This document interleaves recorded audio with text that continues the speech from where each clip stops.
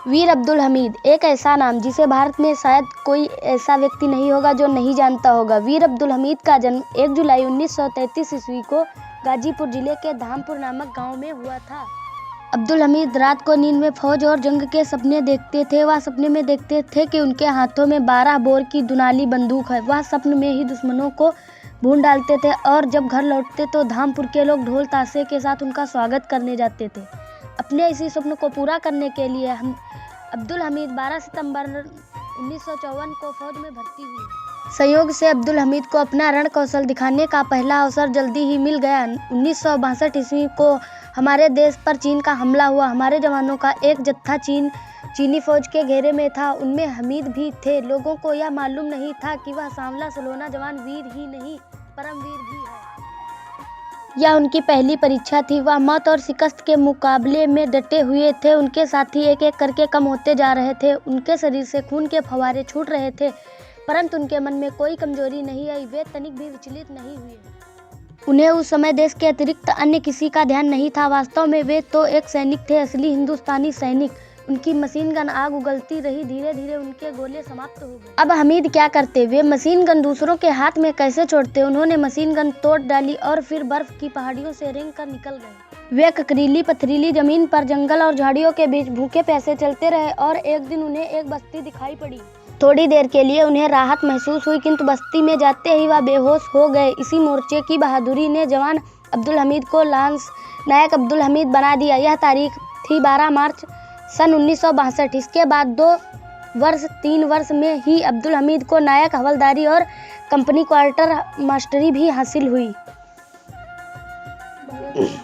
जब 1965 में पाकिस्तान ने देश पर हमला किया तो अब्दुल हमीद का खून खौल उठा। भारतीय सैनिक जान हथेली पर लेकर रणभूमि की ओर उमड़ पड़े। साथ ही यह सिद्ध कर दिया कि देश सबसे पहले है। 10 सितंबर 1965 में कसूर क्षेत्र में घमासान युद्ध छिड़ गया। पाकिस्तान को अपनी मंगनी के पैटर्न टैंकों पर बहुत नाज था।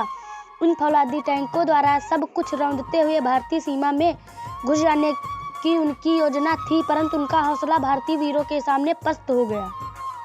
अपने साथियों को आगे बढ़ने के लिए ललकारते हुए अब्दुल हमीद मोर्चे से आगे बढ़े। उन्होंने देखा दुश्मन सिर से पैर तक लोहे का है। उनकी एंटी टैंक बंदूक ने आग उगलनी शुरू कर दी। हमीद का निशाना तो अचूक था ही।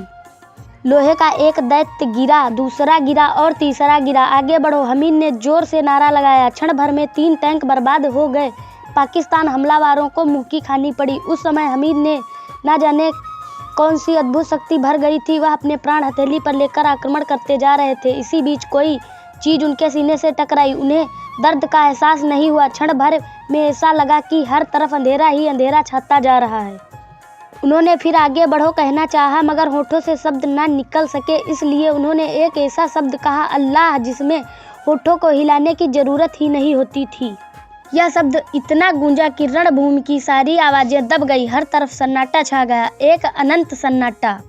उन्होंने अपने बेटों और बेटी के लिए सौगात ना भेजी, परंतु उन्होंने गाजीपुर को एक बहुत कीमती सौगात परमवीर चक्र के रूप में भेजी, जो उन्हें मरणोपरांत प्रदान किया गया था। यह परमवीर चक्र हवलदार अब्दुल हमीद को ही नहीं मिला था, यह भारतीय सेना की इकाई और भारत की एकता को भी मिला था।